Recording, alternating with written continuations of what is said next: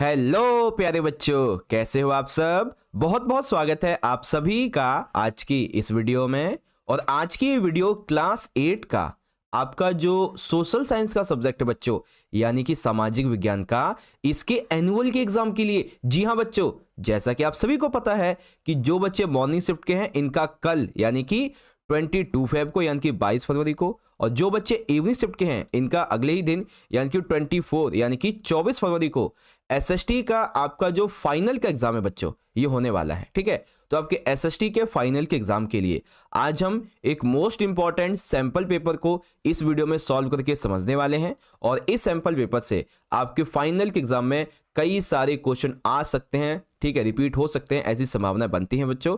इसीलिए मैं आपसे कह रहा हूं कि आप लोग वीडियो को एंड तक जरूर देखना। ठीक है, आपको मैं एक एक क्वेश्चन ना बहुत अच्छे से समझाऊंगा। ठीक है, फिर चाहे वो हिंदी मीडियम का बच्चा हो या फिर इंग्लिश मीडियम का, क्योंकि ये जो पेपर है ना सैंपल पेपर, इसके सॉल्यूशन अगर आपको मैं दिखाऊं तो देखो, सॉल्यूशन जो है ना हिंदी मीडियम में भी है और इंग्लिश मीडियम में भी है। ठीक है, तो सभी के लिए बहुत ज्यादा इंपॉर्टेंट है। एकदम कंप्लीट मार्किंग स्कीम आपके सामने मैं लेके आया हूं और सैंपल पेपर भी आपको बहुत अच्छे से समझाऊंगा। ओके, तो चलो बच्चों एक बार हम लोग पेपर का पैटर्न देख लेते हैं। और हाँ, आप सभी बच्चों को आपके 8वीं क्लास के एसएसटी के फाइनल के एग्जाम के लिए हमारी तरफ से बहुत बहुत शुभकामनाएं। ठीक है, अच्छे से पेपर करना बच्चों।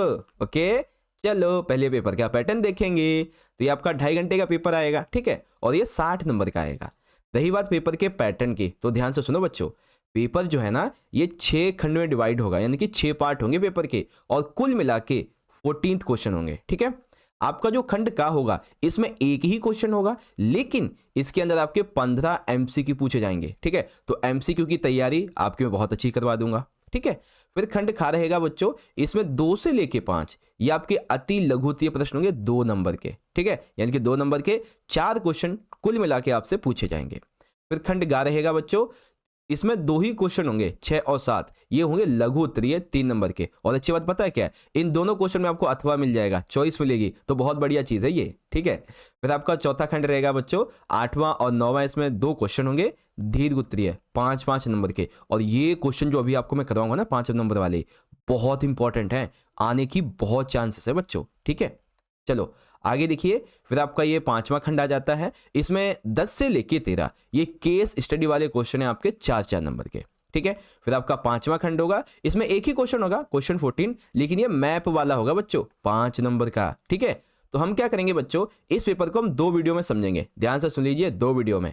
इस वीडियो में आपको मैं एमसीक्यू समझाऊंगा, 2 नंबर के क्वेश्चन समझाऊंगा, और 3 नंबर के आपके ये जो क्वेश्चन है ये समझाऊंगा। बाकी आपका जो बच जाएगा बच्चों 5 नंबर के क्वेश्चन, केस स्टडी वाले और मैप, ये आपको मैं सब के सब पार्ट 2 में समझाऊंगा। ठीक है, पार्ट 2 का लिंक डिस्क्रिप्शन में मिलेगा आपको, और यहाँ पे आई बटन में मिल जाएगा, तो जाके जरूर से देख लीजिएगा बच्चों। ठीक है, अब जो बच्चे इंग्लिश मीडियम के हैं वो अपने पेपर के पैटर्न को यहाँ से देख सकते हैं बच्चों। देखो, सेक्शन ए में आपके 15 एमसीक्यू हैं, सेक्शन बी में आपके 2 नंबर के बेसिकली 4 क्वेश्चन हैं, सेक्शन सी में आपके 3 नंबर के 2 ही क्वेश्चन हैं, बट यहाँ पे चॉइस भी मिलेगी, सेक्शन डी में आपके 2 क्वेश्चन हैं 5 नंबर के, और सेक्शन ई में 4 क्वेश्चन हैं आपके केस बेस्ड, और सेक्शन एफ के अंदर आपके 5 मार्क्स का मैप होने वाला है। Okay, so are you ready बच्चों, शुरुआत करें। चलिए देखो, सबसे पहले हम एमसीक्यू को डिस्कस करते हैं, फिर आपके जितने भी क्वेश्चन आंसर होंगे उसको डिस्कशन करेंगे। ठीक है, तो सारे के सारे बच्चे, ये जो हम 15 एमसीक्यू अभी करने वाले हैं ना, आप सभी बच्चे इन एमसीक्यू क्वेश्चन का आंसर अपने मन ही मन जरूर सोचना कि सर ये क्वेश्चन पढ़ रहे हैं, मेरे हिसाब से इसका ये आंसर सही होगा, इसका ये सही होगा। तो इससे पता क्या होगा, आपकी प्रैक्टिस हो जाएगी, अच्छे से पता भी चल जाएगा कि आपने कितनी प्रिपरेशन कर रखी है। ओके बच्चों, और हाँ, जैसे ये खंड ये सेक्शन कंप्लीट होगा तो मुझे स्कोर बताना बच्चों कि आपने 15 में से कितने के सही आंसर दिए थे। ठीक है, ताकि मुझे भी तो पता चले, कल पेपर है और कितनी तैयारी कर ली आप लोगों ने, हैं। चलो देखो बच्चों, पहला हमारा प्रश्न क्या है कि निम्नलिखित में से कौन सा भारतीय संविधान की एक विशेषता है, यानी कि हमारा जो भारत का संविधान है, इंडियन कॉन्स्टिट्यूशन, इसकी कौन सी विशेषता है बच्चों। संघवाद है, तानाशाही, राजतंत्र, राजकीय धर्म। आप आंसर पढ़िए। ठीक है, आंसर कीजिए। इंग्लिश में देखेंगे तो which of the following is a feature of the Indian constitution, तो क्या है बच्चों इसमें से, वो है बच्चों यहाँ पे संघवाद। अब आपको मैं बताऊं संघवाद क्या होता है। तो जैसे भारत है, भारत के लिए संघवाद का मतलब ये है कि इसमें जो शक्तियों का बंटवारा है वो दो स्तर पे किया है। एक केंद्रीय लेवल पे जिसके हाथ में पूरा देश होता है जैसे हमारी केंद्र सरकार, एक होती है राज्य लेवल पे यानी कि जिसमें एक राज्य अंडर में आता है। ठीक है, तो आप समझ गए ना संघवाद का क्या अर्थ है? संगठित रहने का विचार जिसमें केंद्र और राज्य सरकार आती है। ओके बच्चों, तो यहाँ पे जो है ना फेडरलिज्म, ये आपका करेक्ट ऑप्शन हो जाएगा बच्चों। ठीक है, चलिए सेकंड क्वेश्चन देखेंगे। तो ये है कि राज्यसभा की अध्यक्षता कौन करता है बच्चों? ठीक है, एक होती है लोकसभा जिसकी लोकसभा स्पीकर अध्यक्षता करता है, लेकिन राज्यसभा की कौन करता है भाई? ठीक है, तो राज्यसभा की जो अध्यक्षता है वो करते हैं उपराष्ट्रपति यानी कि प्रेसिडेंट। तो क्वेश्चन क्या है? Who presides over the Rajya Sabha? तो ये करते हैं बच्चों द वाइस प्रेसिडेंट, जो हमारे उपराष्ट्रपति होते हैं। ठीक है, चलो अगला क्वेश्चन पढ़ेंगे बच्चों। क्वेश्चन नंबर है हमारा 3rd। अब देखो ये ना बहुत ही आसान प्रश्न है कि जैसे भारत में अगर हमें कोई भी 200 रुपए का नया नोट जारी करना है, 200 रुपए का, 2000 का, 5000 का, 10 रुपए का, कोई भी नया नोट जारी करना है। ठीक है, तो ये निर्णय किसके पास होता है कि ऐसा नोट जारी होगा या नहीं? किस सरकार के पास में होता है? क्या ये देखो चुनाव आयोग कोई सरकार नहीं है और केंद्रीय सतर्कता आयोग ये भी कोई सरकार नहीं है। सरकार होती है केंद्र और राज्य। ठीक है, तो या तो केंद्र सरकार जो है फैसला लेगी या तो राज्य लेगी। अब आपको ना एक ट्रिक बताता हूँ ऐसे क्वेश्चन को करने की। जैसे 200 रुपए का नोट है, पूरे भारत में लागू होगा। अब राज्य तो भाई किसी एक राज्य को देखेगी, बिहार की राज्य सरकार है तो बिहार को, हरियाणा की है तो हरियाणा को, है ना। लेकिन केंद्र क्या होती है? पूरे भारत को देखेगी। तो ऐसे में पूरे भारत में लागू करने हैं तो कौन करेगा? केंद्र सरकार करेगी यानी कि सेंट्रल गवर्नमेंट। देखो बच्चों मैं आपको ना थोड़ा धीरे धीरे क्वेश्चन को समझाऊंगा ताकि क्वेश्चन के अंदर से जो आउटपुट निकले वो आपके दिमाग में बैठे और एग्जाम में क्वेश्चन आए तो इजीली आप कर पाओ। ओके बच्चों, अब इंग्लिश में देख लेंगे कि which government has the authority to decide whether note of 200 rupees denomination should be issued in the India और नॉट? तो ये होता है सेंट्रल गवर्नमेंट के पास में। क्लियर है बच्चों? चलो अगला देखेंगे।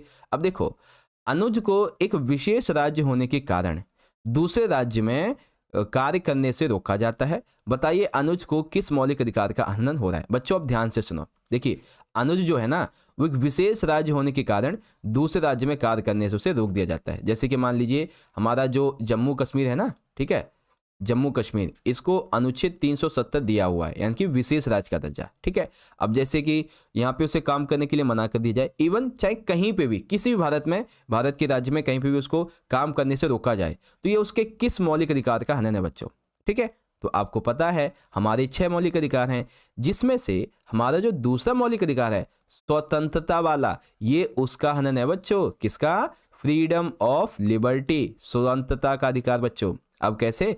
हमारा जो अनुच्छेद नंबर 19 है ना बच्चों, अनुच्छेद नंबर 19, उसमें ये बात कही गई है कि हम कहीं पे भी भारत में आ जा सकते हैं, कहीं पे भी काम कर सकते हैं, कुछ भी सभा कर सकते हैं। ठीक है, और हमें कोई ऐसा रोकता है तो ये हमारे इसका हनन होगा।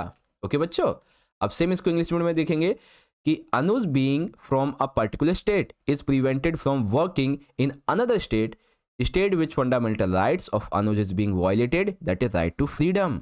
ओके बच्चों, चलिए अगला क्वेश्चन देखेंगे। तो अब है क्वेश्चन नंबर 5।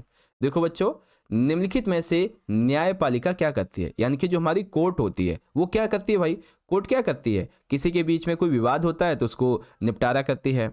अब न्यायिक समीक्षा बच्चों मतलब समझ लो पहले, न्यायिक समीक्षा का क्या मतलब होता है। देखो आपको पता है कि हमारे देश में ना कई तरीके की कोर्ट्स हैं। मैं एक पिरामिड बनाता हूँ जिसमें सबसे पहले यहाँ पे देखो नीचे वाली कोर्ट से आपको मतलब नहीं होना चाहिए।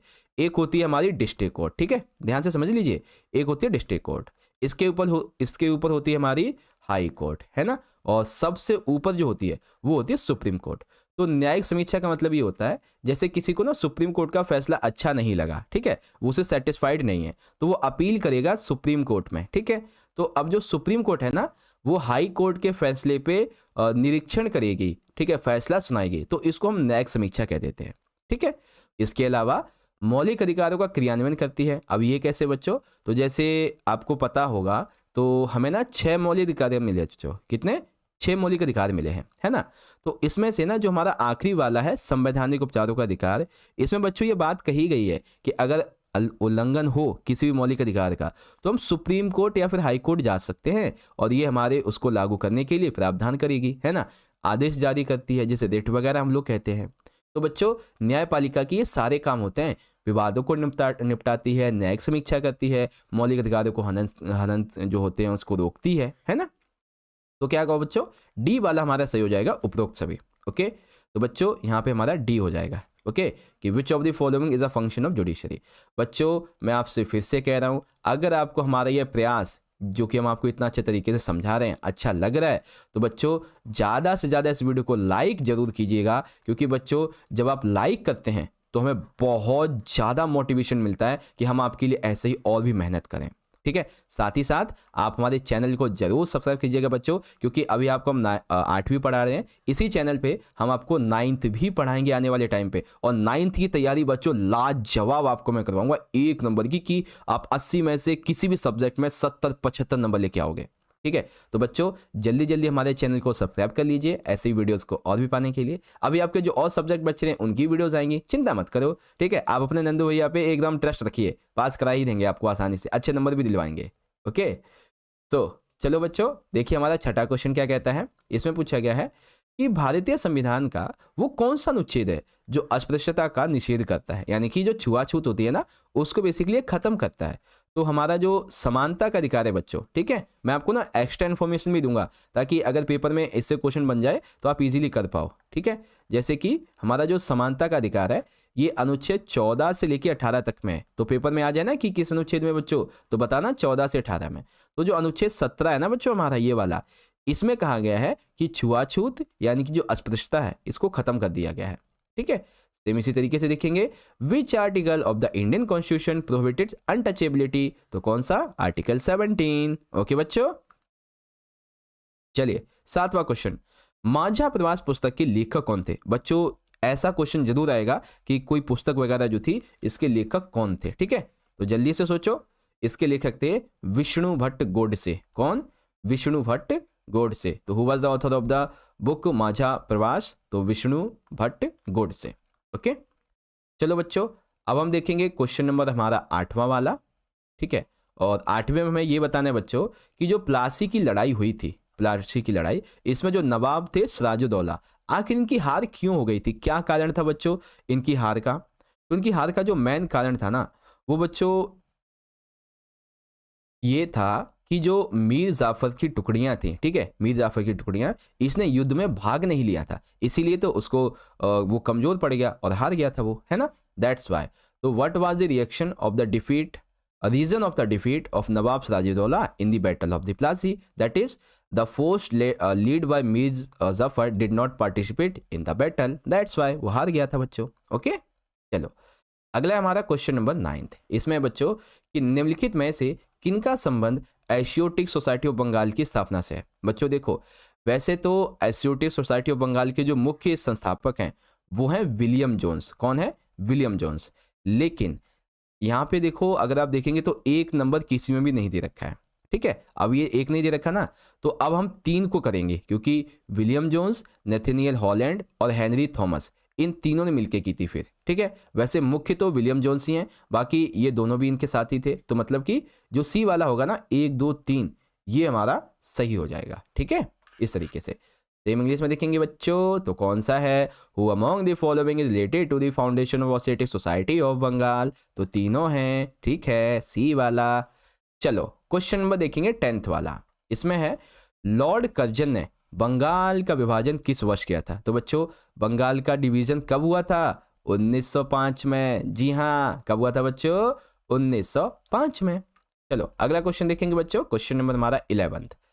बहादुर शाह जफर ने अपने जीवन के अंतिम वर्ष किस जेल में बिताए थे बच्चों। ठीक है, तो अंतिम वर्ष बहादुर शाह जफर ने अपने किस जेल में बिताए थे बच्चों, उसे किस जेल में कैद करके रखा गया था। जहां तक मुझे लगता है इसका आंसर सभी को पता होगा, जल्दी सोचो कौन सी जेल में बहादुर शाह जफर को रखा गया था, रंगून जेल। हाँ जी बेटा, बिल्कुल ठीक है, क्या है, रंगून जेल। ये वाला जो हो जाएगा ना कि in which prison the Bahadur Shah Zafar spend the last year of his life, Rangoon jail.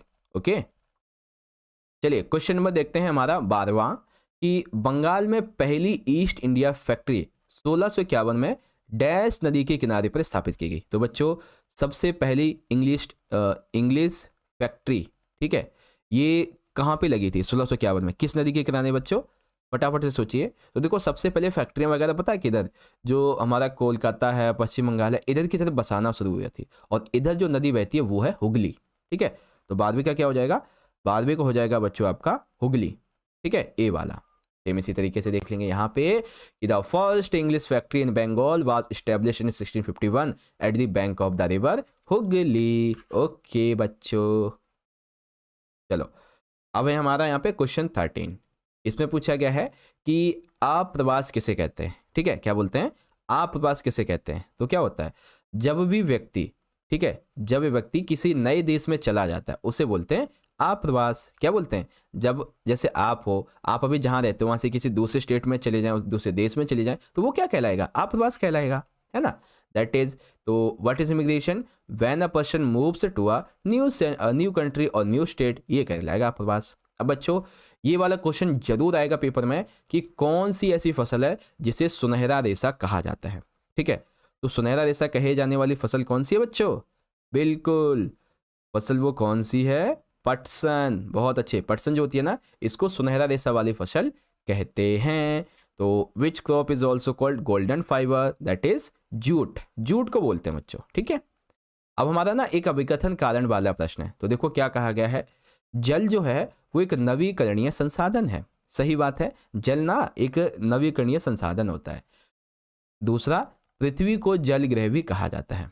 ठीक है, पृथ्वी को जल ग्रह भी कहा जाता है। तो बच्चों जहां तक मुझे लगता है ना, इसका जो आंसर बिल्कुल सही होना चाहिए वो ए वाला होना चाहिए, क्योंकि देखो जल एक नवीकरणीय संसाधन है, ये सही है। पृथ्वी को नीला ग्रह कहते हैं, जल ग्रह कहते हैं, ये भी सही है ना। तो यहाँ पे मेरे हिसाब से तो ये सही भी है और व्याख्या भी करना चाहिए। ठीक है, और हो सकता है इसका बी वाला भी हो जाए, क्योंकि पता है जल ग्रह, हम पृथ्वी को जल ग्रह कहते हैं, इसके पीछे यहाँ पे पता है क्या होना चाहिए था, यहाँ पे होना चाहिए कि पृथ्वी को नीला ग्रह कहते हैं। अब क्यों कहते हैं, तो इसे जल ग्रह, इस पे जल है इसलिए कहते हैं। तो दैट्स वाई मेरे हिसाब से अब जो इसका आंसर है वो बी होगा। ठीक है, क्योंकि व्याख्या नहीं है ना, इसीलिए।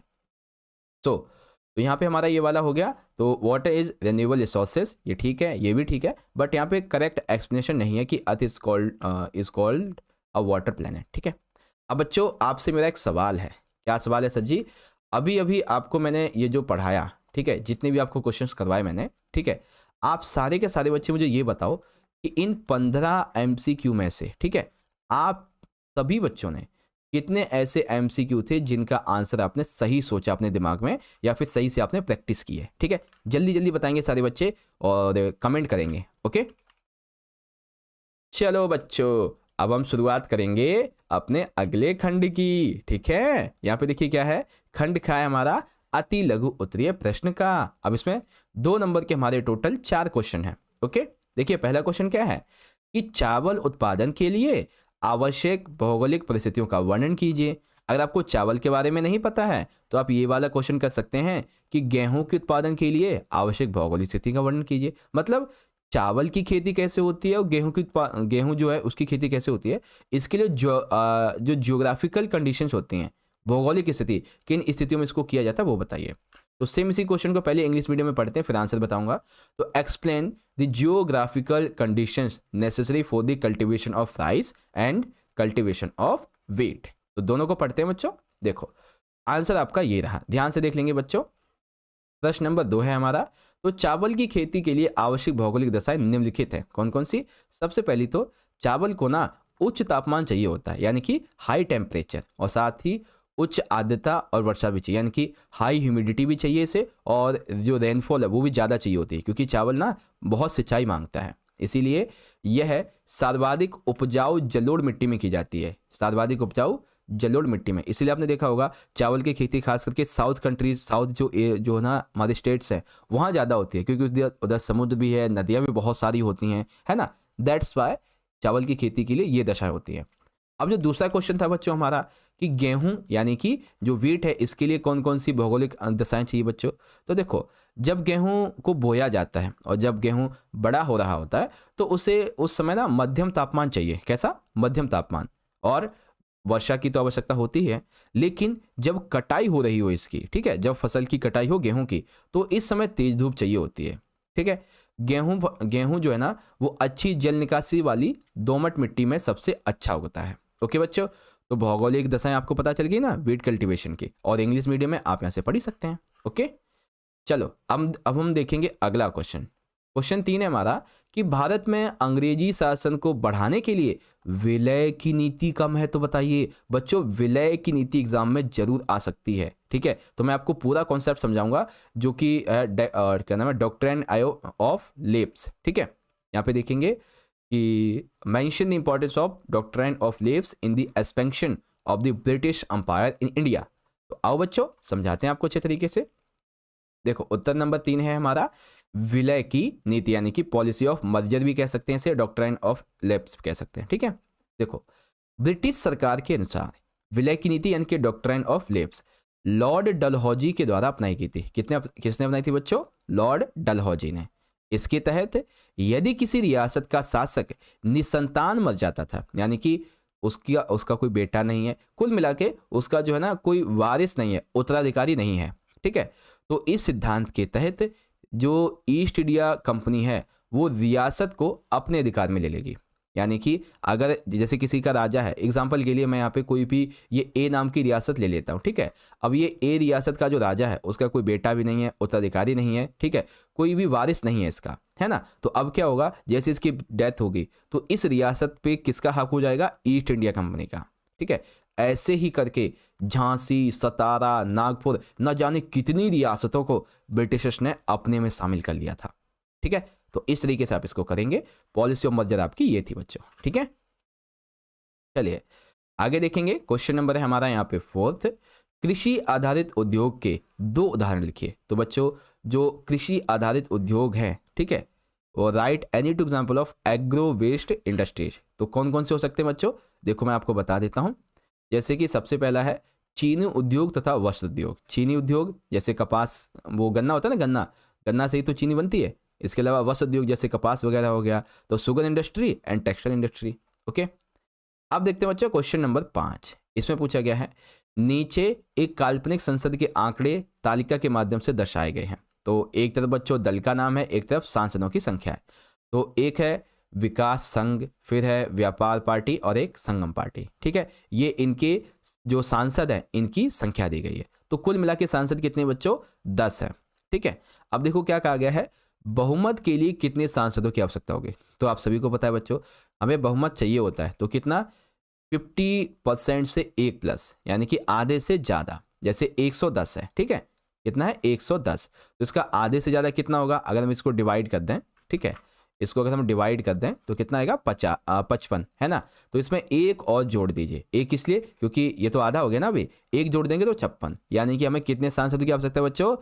56 की आवश्यकता है, ठीक है। आगे, सरकार बनाने को किसी एक संभावना की व्यक्त कीजिए, यानी कि इसमें ना ऐसी कौन सी पार्टी है जो सरकार बना सकती है, ठीक है। तो देख लेते बच्चों एक बार। देखो, बहुमत के लिए क्या चाहिए? 56 सांसद चाहिए। अब जो हमारा विकास संघ है ना, विकास पार्टी, ये वाली जो ये है ना, इसके पास 50 सांसद हैं। तो ये जो है ना किसी के साथ में भी गठबंधन जो है कर सकता है, चाहे वो व्यापार पार्टी हो या फिर कोई भी पार्टी हो, इसके साथ में ये संगठन जो है ना गठबंधन करके सरकार बना सकता है ना, इस तरीके से। ओके बच्चों, अब यहीं हम इसको इंग्लिश में देख लेंगे। तो बच्चों यहाँ पे जो डेटा दिया गया है इसके हिसाब से हम पढ़ेंगे। तो how many MPs are needed for majority. तो यहाँ पे देखेंगे ये 110 है ना, तो इसको हम 2 से डिवाइड कर देंगे तो ये आ जाएगा आपका 55, इसमें एक जोड़ दीजिए 56, ठीक है। अब mention any possibility to the government formation. तो बच्चों ये जो विकास संघ है ना, ये व्यापार पार्टी के साथ में जो है ना वो कर ले, क्या बोलते हैं, गठबंधन तो बना लेगा। जरूरी नहीं है व्यापार पार्टी के पास में, ये संगम पार्टी के साथ में भी कर सकता है संगठबंधन, जरूरी नहीं है। बस इसे क्या है, 56 तक वो चाहिए बहुमत, बस हो जाएगा इसका काम, है ना। चलो, एक किसी में अथवा वाला हमारा क्वेश्चन है बच्चों कि 1885 में जो हमारी भारतीय राष्ट्रीय कांग्रेस थी, इसने क्या प्रमुख मांगे जो थी वो ब्रिटिश कंपनी के सामने रखी थी, ब्रिटिश सरकार के सामने, ठीक है। इसको इंग्लिश में पढ़ेंगे बच्चों। What are the main demands put forwarded by the Indian National Congress in 1885। तो वो क्या थी बच्चों, इसके बारे में हमें यहाँ पे बताना है, ठीक है। चलिए अगला देखेंगे। तो देखो बच्चों, 1885 में भारतीय राष्ट्रीय कांग्रेस के द्वारा रखी गई मांगें, देखो क्या मांगें थी।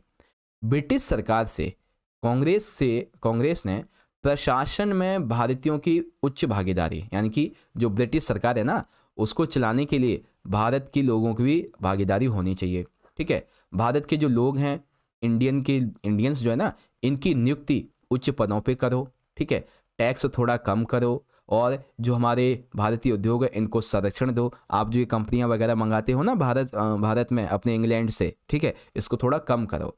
अभिव्यक्ति की स्वतंत्रता दो, यानी कि हमें बोलने की स्वतंत्रता दो, और जैसे तुम गलत कुछ करते हो तो हमें उसके बारे में कहने का हक तो दो, है ना। तो अभिव्यक्ति की स्वतंत्रता।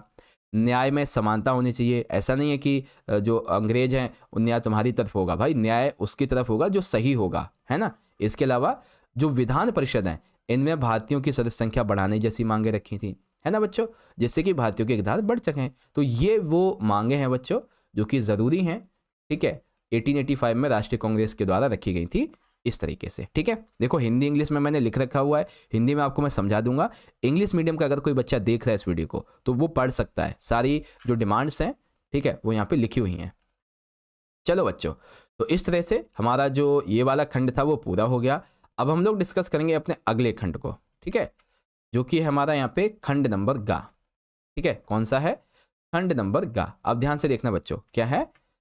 खंड नंबर है गा। अब इसमें हमारे 3 नंबर के 2 क्वेश्चन देखेंगे, तो एक क्वेश्चन ये है, एक क्वेश्चन ये है ना। लेकिन अच्छी बात पता है क्या है, दोनों में ही आपको अथवा दे रखा है, जो कि बहुत ही बढ़िया बात है। अब देखिए छठा प्रश्न क्या कहता है, शिक्षा को लेकर महात्मा गांधी के विचारों की व्याख्या कीजिए। तो बच्चों एक तो शिक्षा को लेकर महात्मा गांधी के विचार बताने हैं, या फिर दूसरा जो रविंद्रनाथ टैगोर जी हैं इनके विचार बता दीजिए शिक्षा के बारे में, या तो महात्मा गांधी के या तो रविंद्रनाथ टैगोर के। अब इसको इंग्लिश में पढ़ लीजिए एक बार, फिर आपको मैं आंसर करवाऊं जल्दी से। देखो सेक्शन सी है, अब इसमें क्या है कि explain Mahatma Gandhi views on education, और एक्सप्लेन या फिर describe Rabindranath Tagore views on education, है ना। तो हम इसको ना बहुत ईजी तरीके से समझते हैं, ठीक है, बहुत ही आसान तरीका है। खंडगा शुरू हो चुका है लघु उत्तरीय प्रश्न का। क्वेश्चन नंबर 6 देखेंगे बच्चों, हिंदी मीडियम में इंग्लिश मीडियम में यहाँ से पढ़ेंगे।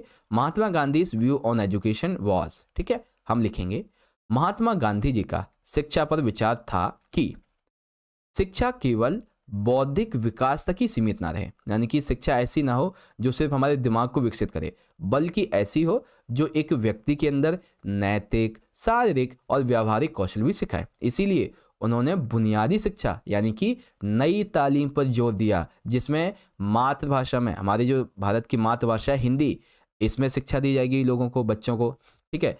हाथों के काम के द्वारा सीखना, यानी कि हम प्रैक्टिकल जो है अपने हाथों के द्वारा काम को सीखेंगे और आत्मनिर्भर बनेंगे, सेल्फ इंडिपेंडेंट, इसको इन्होंने इंपॉर्टेंट दी थी।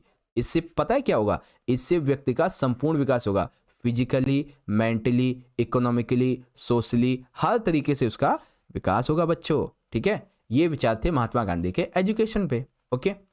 अगले व्यक्ति हैं बच्चों हमारे रविंद्रनाथ टैगोर जी, ठीक है। तो इनके शिक्षा के प्रति क्या विचार थे, आइए पढ़ लेते हैं। रविंद्रनाथ टैगोर ने शिक्षा को प्रकृति और स्वतंत्रता से जोड़कर देखा, यानी कि वो कहते हैं कि जो शिक्षा है ना वो हमारी प्रकृति से और हमारी जो फ्रीडम है, स्वतंत्रता, इससे जुड़ी हुई है। उनका ये मानना था कि शिक्षा केवल पाठ्य पुस्तकों तक ही सीमित नहीं होनी चाहिए, ठीक है। टैगोर जी कहते हैं शिक्षा जो है वो केवल किताबी ज्ञान नहीं है, बल्कि ये क्रिएटिविटी यानी कि रचनात्मकता, ये आर्ट यानी कि कला, आत्म अभिव्यक्ति यानी कि खुद को अभिव्यक्त कर पाना, ठीक है, सेल्फ कम्युनिकेशन, इसको बढ़ावा देना है, ठीक है। तो शिक्षा जो है वो किताबी ज्ञान ही नहीं है केवल, ये आपके अंदर रचनात्मकता, कला, आत्म अभिव्यक्ति को बढ़ावा देना है। उन्होंने शांति निकेतन की स्थापना की थी, जहां पर खुली हवा में प्राकृतिक वातावरण से सीखने पे जोर दिया, ठीक है। जो शांति निकेतन इन्होंने बनाया था ना बच्चों, यहाँ पे जब ये पढ़ाते थे तो ऐसा लगता था जैसे आप वातावरण से सीख रहे हैं, एकदम खुला हुआ था। इसीलिए इनके अनुसार शिक्षा का उद्देश्य मानवता, आध्यात्मिकता और स्वतंत्र सोच को विकसित करना होना चाहिए, ठीक है। इस तरीके से आपका ये आंसर है बच्चों, ओके, आ गया होगा समझ में। अब जो बच्चे इंग्लिश मीडियम के हैं, रिक्वेस्ट है आपसे कि आप इसे यहाँ से पढ़ लीजिएगा, ओके। चलो अब यहाँ पे बच्चों हमारा जो अगला प्रश्न है, प्रश्न नंबर 7, राज्यसभा की विशेषताएं लिखिए, लोकसभा की विशेषताएं लिखिए, ठीक है। इंग्लिश में देख लेंगे एक बार कि mention the Rajya Sabha and mention the feature of Lok Sabha. अब बच्चों एक चीज़ ना मेरी बड़े गौर से सुनो, ठीक है। मान लीजिए कि ये प्रश्न जैसे अभी तो है आपका राज्यसभा की विशेषताओं का मात्र कितने नंबर में, 3 नंबर में, और लोकसभा की विशेषताओं का 3 नंबर में। क्या हो बच्चों जब आपसे यही प्रश्न 5 नंबर में पूछा जाए तो आप कैसे लिखोगे, है ना। और देखो इससे ना 2 क्वेश्चन बनेंगे, एक तो राज्यसभा के बारे में ये बनेगा कि इसकी विशेषताएं क्या हैं, ठीक है। एक ये बनेगा बच्चों कि राज्यसभा का जो स्ट्रक्चर है, यानी कि इसका जो स्ट्रक्चर है वो कैसा है ना, कितने सदस्य मनोनीत होते हैं, कितने साल में होते हैं, क्या पावर वगैरह, सारी चीज़ें। तो बच्चों मैं आपको ये जो पूरा टॉपिक है ना राज्यसभा का और लोकसभा का A to Z समझाऊंगा पूरा टॉपिक, ठीक है। अब बड़े ध्यान से सुनना, 5 मिनट लगेंगे, ज़्यादा नहीं। ओके, तो देखो बच्चों ध्यान से सुनिएगा आप, ठीक है, बड़े ध्यान से, आपको ना सब समझ में आ जाएगा। पहले बात कर लेते हैं बच्चों हम लोग लोकसभा की शक्तियों की, ठीक है। लोकसभा के बारे में पहले हम बात करेंगे, पहले हिंदी में फिर इंग्लिश में। देखो बच्चों, जो लोकसभा के सदस्य होते हैं इसका चुनाव कौन करता है? इसका चुनाव आम जनता करती है वयस्क मताधिकार जो मतदान होता है इसकी प्रक्रिया के द्वारा। अर्थात जैसे आपने देखा होगा अभी चुनाव हुए थे ना, तो ये चुनाव बेसिकली ऐसे ही माने जाते हैं, है ना। तो जब हम अपने वोट के अधिकार को उपयोग करके किसी प्रतिनिधि को चुनते हैं वो लोकसभा में जाता है, ठीक है। अब इसमें हमने अपना प्रतिनिधि भेजा है ना चुन के वोट के द्वारा, तो ये क्या कहलाता है? इसलिए इसको हम निचला सदन बोलते हैं, यानी कि इसे हम आम जनता का सदन भी कहते हैं बच्चों, ठीक है। ओके, अब ये जो लोग चुन के जाते हैं ये ना 5 साल के लिए, कितने? 5 साल के लिए जो है शासन करते हैं। जैसे हमारे नेता लोग नहीं है, लाइक हमारे प्राइम मिनिस्टर हैं, प्रधानमंत्री, वो 5 साल के लिए बने, है ना। और इससे पहले पूरी भंग भी हो सकती है, जैसे कि इस्तीफा दे दिया उन्होंने, या फिर मान लीजिए कि किसी ने जो है बहुमत खींच लिया उनसे, तब, ठीक है। अब ये जो लोकसभा की जितनी बैठक होती हैं, कोई अध्यक्ष होगा इसका? हाँ, अध्यक्ष होते हैं लोकसभा अध्यक्ष, ठीक है। तो एमसीक्यू में आ सकता है बच्चों, उसको याद कर लीजिएगा। इसके अलावा इसमें कितनी अधिकतम संख्या होती है बच्चों? 552 होती है, और आज के टाइम पे 543 है। ओके, जो हमारे देश के प्रेसिडेंट है, राष्ट्रपति जी, इस सदन में आंग्ल भारतीय समुदाय के 2 सदस्य मनोनीत कर सकते हैं, ये उनके पास पावर है। अब देखो इसकी शक्तियां क्या होती हैं? जो हमारी संघ सूची है बच्चों, अब ये आप कहोगे संघ सूची क्या होती है? संघ सूची में ऐसे विषय होते हैं, ऐसे टॉपिक होते हैं जिसमें ना पूरे देश के हित के मामले शामिल होते हैं, जैसे कि देश की रक्षा, विदेश के मामले, विदेश के संबंध, ऐसे करके, है ना। और संवति सूची, इस पे ये कानून बनाती है। और जो धन विधेयक होते हैं और समान विधेयक होते हैं, इन सभी को प्रस्तुत करती है, पारित करती है। ये संविधान के संशोधन को भी पारित करती है। ये आपातकाल की घोषणा की स्वीकृति भी देती है, ठीक है। इसके अलावा बच्चों जो राष्ट्रपति होता है, उपराष्ट्रपति होता है, ये उनका चुनाव भी करवाती है, ठीक है। और चुनाव करवाने के साथ साथ उनको हटा भी सकती है, ठीक है। देखो एक तो क्या है कि राष्ट्रपति उपराष्ट्रपति का चुनाव करवाती है, सर्वोच्च न्यायालय और उच्च न्यायालय के जो लोग होते हैं उनको भी चुनने में मदद करती है, और साथ ही साथ ये इन सभी को हटा भी सकती है। एक प्रक्रिया कहते हैं इसको, महाभियोग, उसके माध्यम से, ठीक है बच्चों। तो देखो बहुत ही डीपली जाके मैंने सारी चीज़ें आपको समझाई हैं। अब इंग्लिश मीडियम का जो भी बच्चा इस वीडियो को देख रहा हो, आई रिक्वेस्ट यू कि आप इंग्लिश में सारे पॉइंट को पढ़ें अच्छे से, वीडियो को पॉज करके, ठीक है। चलो अगला टॉपिक आता है बच्चों हमारा राज्यसभा के बारे में, ठीक है, राज्यसभा के बारे में। तो बच्चों राज्यसभा का चुनाव पता है क्या है? इसे हम नहीं करते हैं, फिर कौन करता है सर? जिसे हम चुनते हैं लोकसभा के लिए, वो जाके इनका चुनाव करता है, राज्य विधानसभा के निर्वाचित सदस्य, ठीक है। ऊपरी सदन या फिर राज्यों की परिषद इसे कहते हैं, क्योंकि भाई इसमें हमारा कोई रोल तो होता नहीं है। अब जो राज्यसभा की बैठकें होती हैं इनकी अध्यक्षता कौन करता है? अभी एमसीक्यू में आपको करवाया था, उपराष्ट्रपति। अधिकतम इसकी सदस्य संख्या होती है बच्चों 250, और वर्तमान में है 245। बच्चों राज्यसभा का जो कार्यकाल होता है ना, ये वैसे तो 6 वर्ष का माना जाता है, यानी कि 6 वर्ष तक राज्यसभा वो चलती है। लेकिन इसमें ना एक ट्विस्ट है। ट्विस्ट ये है कि ये ना एक स्थायी सदन है। स्थायी का मतलब क्या हो गया कि ये पूरी तरीके से कभी खत्म नहीं होता, कभी भंग नहीं होता। जैसे लोकसभा भंग हो जाती है ना प्रधानमंत्री के पद से हटते ही, लेकिन ये कभी भंग नहीं होती, इसीलिए ये स्थायी है। और इसमें ना 1/3 जो सदस्य होते हैं इनका चुनाव 2 साल के लिए होता है, हर 2 साल में। जैसे मान लीजिए कि ये ना 6 साल का ना पीरियड इनका टेन्योर है, तो इसमें से ना 1/3 जो सदस्य होंगे, एक नहीं, हाँ 1/3 सदस्य, इनका चुनाव हर 2 साल में होगा बच्चों, हर 2 साल में, ठीक है। इसीलिए अब ये सामान्य विधेयक को विचार करती है, पारित करती है। धन विधेयक में संशोधन प्रस्तावित कर सकती है, लागू नहीं कर सकती, प्रस्तावित कर सकती है, ये है इसकी शक्ति।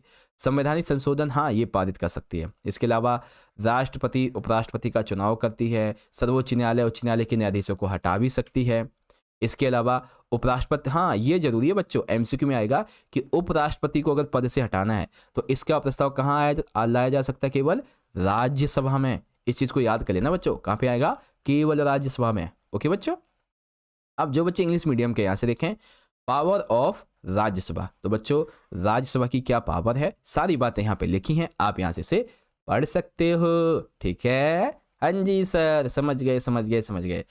तो फाइनली बच्चों आज की हमारी ये वीडियो यहाँ पे अब हम पूरी कर देते हैं। बाकी देखो अभी ना आपके कई क्वेश्चन बच गए, जैसे कि खंड घ रह गया आपका अभी, ठीक है, और ये 5वां खंड आपका केस आधारित वाला रह गया, और अभी तो आपका जो मैप वाला खंड है, देखो ये मैप है ना आपका, इस मैप के क्वेश्चन जो हैं ये रहे, ये भी बच रहे हैं। ठीक है, तो इन क्वेश्चन को बच्चों आपको मैं पार्ट 2 वाली वीडियो में करवाऊंगा। पार्ट 2 का लिंक आपको मैं डिस्क्रिप्शन में दूंगा बच्चों, या फिर यहाँ पे ना आई बटन पे आप क्लिक करेंगे तो आपको एक पॉपअप आ जाएगा, उसमें वीडियो मिल जाएगी। ठीक है, तो बस बच्चों आज की इस वीडियो के लिए इतना ही। अब आप सभी बच्चों को ये वीडियो अच्छी लगी हो तो जल्दी से जल्दी इस वीडियो को एक प्यारा लाइक जरूर करें बच्चों, क्योंकि आपका एक लाइक हमें बहुत मोटिवेट करता है बच्चों ऐसी वीडियोस को बनाने के लिए। ठीक है, साथ ही साथ जल्दी जल्दी इस वीडियो को शेयर भी कर दो अपने सभी दोस्तों में, ताकि वो भी अपनी तैयारी कर सकें। और मैं फिर से कह रहा हूँ, अगर आप 8वीं के साथ साथ हमसे 9th भी पढ़ना चाहते हो, और 9th तो हम आपको बहुत अच्छी पढ़ाएंगे, बहुत बहुत अच्छी। ठीक है, तो आप हमारे चैनल को जल्दी जल्दी से सब्सक्राइब कर लो बच्चों, ऐसे ही और भी मोस्ट इंपॉर्टेंट वीडियोस के लिए। ठीक है, मिलेंगे बच्चों आपसे अगले सेशन में। All the very best for your exam. बहुत बहुत धन्यवाद। जय हिंद, जय भारत, वंदे मातरम।